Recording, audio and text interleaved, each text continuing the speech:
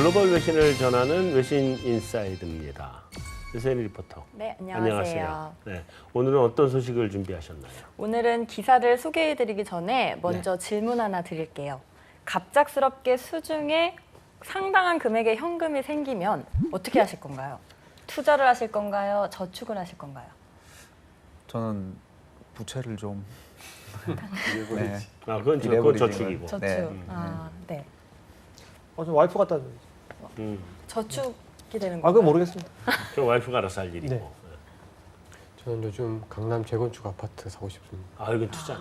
투자. 그것도 아주 위험한 투자. 아주 위험한 투자죠. 어떻게 하실 건가요? 난 스포츠카를 하나 사고 싶은 생각이 들어서. 이것도 투자. 소비. 소비라고 해야죠. 네, 지금 드린 질문처럼 뜻밖의 횡재가 생겼을 때 이를 투자할 의향이 있느냐는 설문조사를 미국 보험회사 피델리티가 시행했습니다. CNBC에 따르면 밀레니얼 세대 여성 가운데 단 8%만이 이를 시장에 투자하겠다고 답했다고 합니다.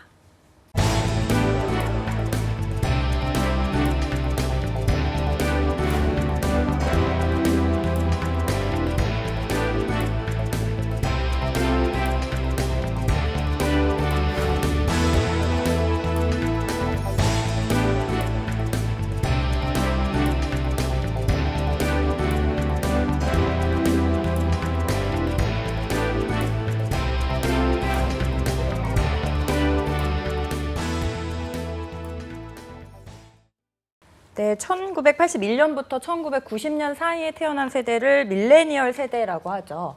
이 밀레니얼 세대의 여성들이 저축과 투자 부분에 있어서 소극적인 성향을 보인다라는 설문조사 결과인데, 그렇다고 이 밀레니얼 세대 여자들이 소비가 많다는 게 아니라 현금으로 자산을 보관하려는 성향이 강하다라고 해석을 하고 있습니다.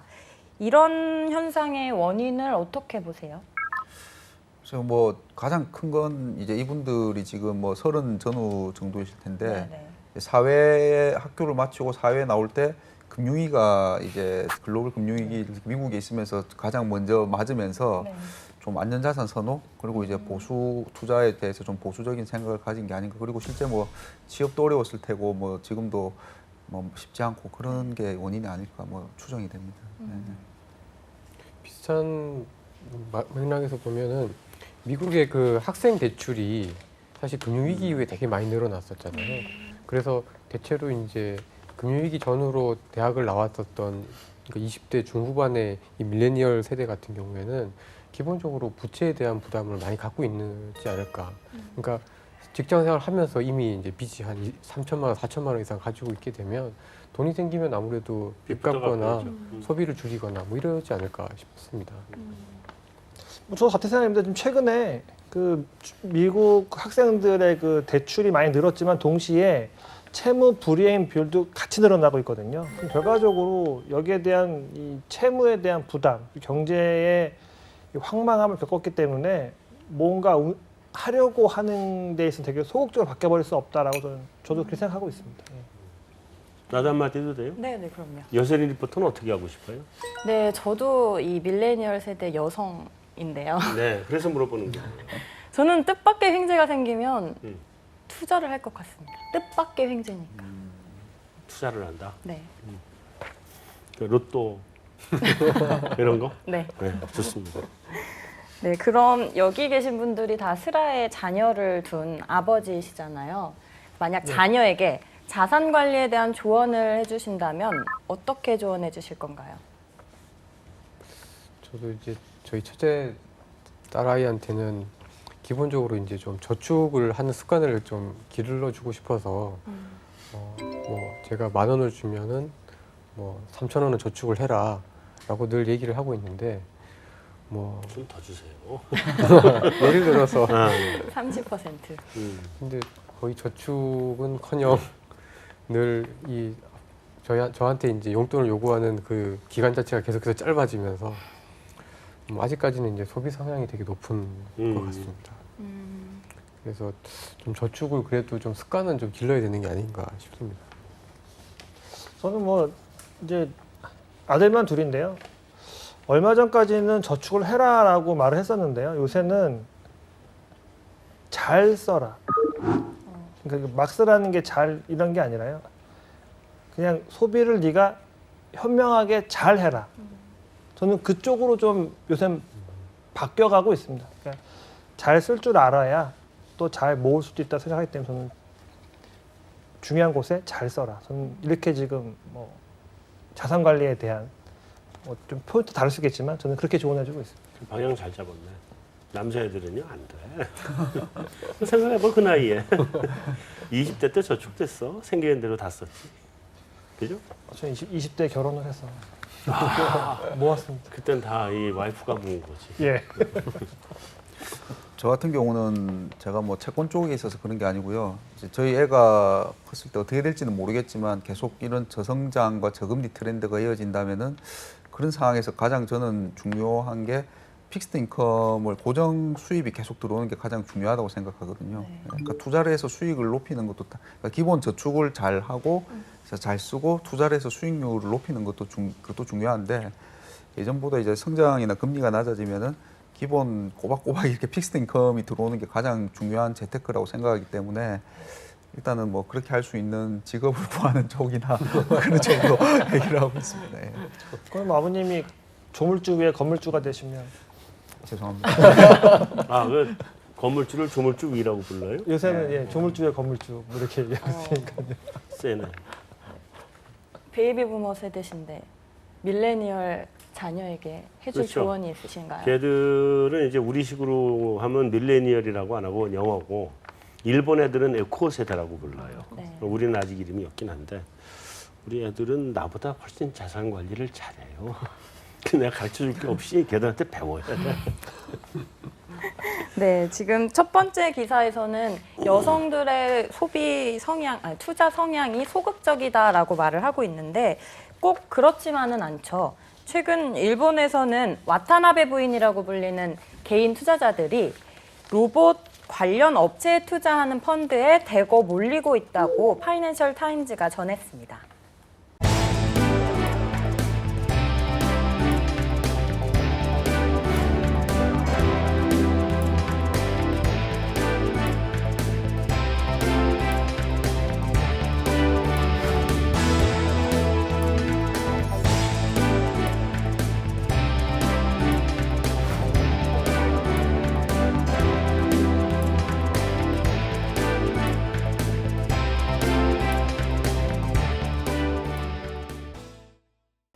네, 이 와타나베 부인 사이에서 로봇 펀드가 소위 대박이 난 건 이 일본 개인 투자자들의 보수적인 투자 성향을 감안하면 이례적인 현상이다라고 분석을 하고 있는데요. 이렇게 위험을 감수하면서까지 중소형주에 집중하게 된 원인은 어디에 있다고 보세요? 지금 제가 볼 때는 어쩌면 이게 그냥 패션일 수 있다라는 생각도 듭니다. 그러니까 하도 지금 우리 제약주처럼. 그렇죠, 예. 그래서 이게 쭉 꾸준히 가져가면 이게 트렌드가 되겠지만 되게 사이클이 빨리 움직이면 이게 이제 패션이 된다고 보는데요. 아직 이 수익률에 대한 검증이 제대로 되지는 않았고 또 자금이 초기에 들어갈 때는 돈을 벌게 됩니다. 아니면 자금이 들어가서 그 다음 후발주자가 또 들어오면 또 그 주식을 사게 되고 하면은 초기에 들어간 이 자금은 수익을 거두게 되거든요. 네. 그럼 이제 되게 좋은 것처럼 보일 개연성이 있죠. 그래서 이게 사실은 한 사이클을 다 만나봐야 되니까 지금 이게 정말 제자리를 잡은 트렌드가 되는 투자의 방안일지 아니면 되게 분화방처럼 일시적으로 부러지는 패션일지는 조금 더 봐야 되겠다라고 보기 때문에 이게 뭐 새로운 뭐 투자의 돌파구냐 요거는 조금 아직 개인적으로는 더 시간이 필요하지 않나라고 보고 있습니다. 방금 말씀해 주신 거에 이제 동감되는 부분이요. 이제 우리도 보면 예전에 기억에 말씀하신 것처럼 새로 무슨 테마 펀드 이런 거 나왔을 때 그게 시기를 잘 맞으면은 이제 굉장히 수익률이 초기에 좋으면 네. 그 시중 자금이라는 건 또 가격이 후행 따라가지 않습니까? 네. 그러니까 수익률이 좋으니까 이제 돈이 몰리는 거고요. 아마 이 시기에 그러니까 지난해 뭐 하반기 올해 들어오면서 지난해 말부터 해서 니케이 지수 자체가 별로 안 좋았을 겁니다. 아마 보면은 예, 그 일본 뭐 아베노믹스 대 이제 신뢰도 좀 없어지고 그 이제 GPIF 그러니까 그 일본 연기금이 그러니까 아무래도 니케이 지수는 대형주 위주인데 그쪽이 안 좋으면은 아마 이런 중소형주로 좀 자금이 몰리고 이쪽 인기가 있으면서 좀 그런 영향도 있었지 않나 싶습니다. 아무래도 뭐 같은 얘기인데 이제 성장이 잘 안 되다 보니까요. 그러니까 좀 틈새의 개념으로 이제 성장을 하는 일부 테마나 이런 쪽에 과도하게 이제 돈이 집중되는 현상들이 나타나고 있는데 이게 뭐 저희뿐만 아니라 다 전 세계적으로 좀 마찬가지였던 게 아닌가 싶고 제가 느끼기에는 일본이 보면은 이제 고령화를 이제 90년대 초부터 이제 쭉 이제 그 겪으면서 이 로봇이나 이렇게 어떤 무인과 관련된 일들에 대해서 나름은 저희보다는 조금 더 필요성을 많이 느껴서 그런 부분에 있어서 이게 굉장히 좀 그래도 지금의 어떤 저성장 국면에서 좀 어필할 수 있는 컨셉이다라는 것들을 이분들이 좀 캐치하지 않았느냐 이렇게 좀 봅니다. 네, 이 펀드가 처음 기획될 때는 투자 타겟이 젊은 남성층이었는데 실제로 출시되고 나서는 여성과 노년 투자자들이 더 많이 가입을 하고 있다고 합니다. 이런 현상에 대해서는 어떻게 보세요? 내가 보기 간단해요. 젊은 남자는 투자할 돈이 없어요. 어차피 여자하고 노인들이 가지고 있는 돈 가지고 투자하는 거기 때문에 그건 아주 간단한 이유 같아. 아무리 투자 없이도 돈 없는 걸 뭐. 뭐 실제로 말씀하신 것처럼 일본의 자산은 노인층들이 훨씬 많이 갖고 있고 젊은 층보다 그리고 이제 뭐 아마 우리랑 비슷하다면은 경제권 여자가 경제권 여자 가지고 그래서 뭐 그 결과가 이렇게 나와서 예, 통계적인 약간 착시가 아닐까. 여담이지만 뭐 여자가 남자를 못 믿고 차라리 그냥 로봇을 믿겠다. 뭐 이런 생각일 수 있을 것 같고요. 근데 이 여자가 더 많이 하냐 남자가 더 많이 하냐에 대한 이 구분 자체가 조금 좀 애매한 것 같습니다. 그래서 만약 마치 여자가 더 적극적으로 투자를 하는 것처럼 보이게 만드는데 제가 볼 때는 그냥 아까 말씀드렸던 것처럼 여전히 어떻게 보면 여자 투자자들이 이 트렌드나 패션에 더 민감할 수도 있지 않는가. 이거 새 거네. 뭐 미국에서 이미 이제 로봇 어드바이저를 받아서 투자하는 것들이 많으니까요. 이거 미국에서 서양에서 유행하는 거네. 라는 마케팅에 좀 이 반응을 잘 해준 것이 아닌가라는 생각도 뭐 동시에 해볼 수 있을 것 같습니다. 사실은 로봇이요 우리보다 일본이 많이 앞서 있어요. 일본이 우리보다 좀 역사가 더 길죠. 그러니까 일본은 우리하고 다르게 로봇에 투자할 만한 주식들이 좀 있긴 있을 거예요. 그러니까 완전히 패션이라고만 볼 수는 없고 본질적으로 일본은 기업들이 좀 있다 이렇게 생각하시면 되고 유럽이나 미국 쪽의 로봇 쪽에 관련된 투자하고 일본이나 우리나라가 사실 또 좀 트렌드가 좀 달라요. 일본이나 우리는 그 우리 뭐라 그러죠 휴보. 일본도 그 뭐 이름이 있잖아요. 그러니까 사람을 만드는 쪽으로 그 많이 투자를 많이 했고 연구를 많이 해온 편인데 말해서 미국이나 유럽은 뭐 인공지능이라든지 말하자면 알파고 같은 거 그런 쪽에 그게 훨씬 더 많고 양쪽이 좀 대별되거든요 그런 면에서 그래서 사람이 하는 일을 기계적으로 대체하는 쪽의 투자가 일본이나 우리가 많다. 그러니까 청소기 요즘 지가 혼자 돌아다니면서 청소하잖아요. 뭐 이런 쪽들이 이게 많은 거고 그쪽하고는 좀 다른데 어쨌든 일본은 그게 지금 투자할 만한 데가 좀 있긴 있을 거예요. 우리하고는 좀 다르게. 국내 로봇 관련 투자 상황도 짚어볼게요. 우리나라에 이런 로봇 관련 펀드가 나온다면 국내 투자자들의 반응은 어떻게 예상하세요? 국내 주식에 투자한다라고 하면은 관심도가 확 떨어질 것 같고요.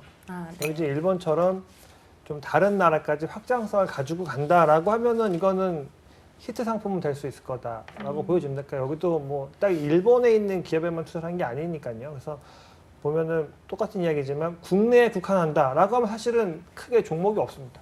그래서 이거를 이제 좀 확장해서 다른 유망한 세계적인 기업까지 투자의 풀을 넓힌다라고 하면은 사실 저도 관심은 좀 있습니다. 우리도 사실은 알파고 때 별로 못 간 거 아니에요, 그죠? 알파고 바둑 두면서 한번 바람이 불었는데 국내에 살만한 주식이 없어서 잠깐 바람이 부는 듯하다 말지 않았나요? 예, 뭐 와 했는데 그래서 없네. 뭐 이렇게 돼요. 그렇게 된 거죠. 그 로봇 스톡스 인덱스라고 이런 로봇과 관련된 자동화 관련된 기업들로 구성된 인덱스가 있거든요. 아, 있어요. 예. 근데 그 인덱스의 한국 종목은 단 하나, 있나요? SFA라고. 아, 근데 사실 아시겠지만 그것도 엄밀한 의미에서 어떤 뭐, 로봇은 아닌 거잖아요. 우리가 상식적으로 생각하는 그런 관련된 정보는 또 아닌 아닌 거죠. 거죠. 그렇죠. 네, 그래서 그러다 보니까 사실 말씀하신 것처럼 관심은 있으나 저희는 그냥 이렇게 지켜만 봐야 되는 상황인 것 같고, 제가 알기로는 그래서 이제 로봇과 관련된 요거를 많이 활성화하기 위해서 경남 같은 데서 이렇게 뭐 경남 그 거창이나 창원 이런 데 보면은 이제 전자 기계 산업 이런 거 많이 발전이 돼 있잖아요. 거기서 이제 이런 거 뭐 공원도 만들다고 하고 뭐 이런 노력들은 분명히 있는데 아직까지는 뭐 그냥 그 정도의 홍보 정도의 어떤 차원인 것 같습니다. 네, 뭐 그러니까 제가 아까 말씀드린 것처럼 뭐 채권 이런 걸 떠나가지고요. 그러니까 저도 봤을 때 뭐 이제 저한테까지 들어올 정도면 아마 시장이 많이 알려졌을 텐데 뭐 저도 뭐 들어본 것도 없고 그리고 뭐 만약에 이제 이런 상품이 생긴다면은 아까 말씀한 것처럼 근데 이제 가입은 제가 안 하고 이제 와이프분들이 가서 하면은 또 여자분들이 투자하는 걸로 뭐 그렇게 잡히지 않을까 싶고요. 그렇습니다. 결국 오늘의 결론은 투자는 여자가 한다네. 네. 내가 그럼 뭐 여담으로 재밌는 얘기 하나 해볼까요? 네. 근데 이제 케인즈가 세계적으로 아주 유명한 경제학자잖아요. 네. 근데 이 사람한테 사람들이 다 가서 야, 무슨 주식 투자하면 좋아? 하고 물어본 거야, 친구들이. 그러니까 케인즈가 이제 1, 뭐 2, 뭐 해서 10개를 쫙 줬대요. 이제 몇 달 지나고 난 다음에 그 친구들이 그 주식을 샀는데 다 망한 거야. 그래서 케인즈한테 따졌대요. 야, 우리 다 망했어. 그러니까 케인즈가 갑자기 난 벌었는데 그러더라는 거예요. 그래서 너 어떻게 벌었냐 그랬더니 너는 내 말 들었지? 난 마누라 말 들었어. 그 외국에서도 통용되는 말이고 예, 예. 마누라 말. 네. 그 케인즈가 원래 사실 이게 뭐냐면 주식시장은 미인 대회라고 하는 얘기예요. 응? 우리가 좋은 거 골라봐야 소용없이 자기가 이쁘다고 생각하는 거는 의미가 별로 없다. 자기 보기 안 이뻐도 다른 사람들이 다 이쁘다고 보면 그 주식이 가는 주식이다 이 얘기예요. 사실은. 100% 동감합니다. 난 내가 보는 주식이 좋은 주식이라고 항상 거기 투자하기 때문에 항상 망해. 네, 또 다른. 네, 여기까지입니다. 여기까지예요? 네. 네. 자, 그러면 우리 오늘의 외신 인사이드는 여기서 마무리하도록 하겠습니다.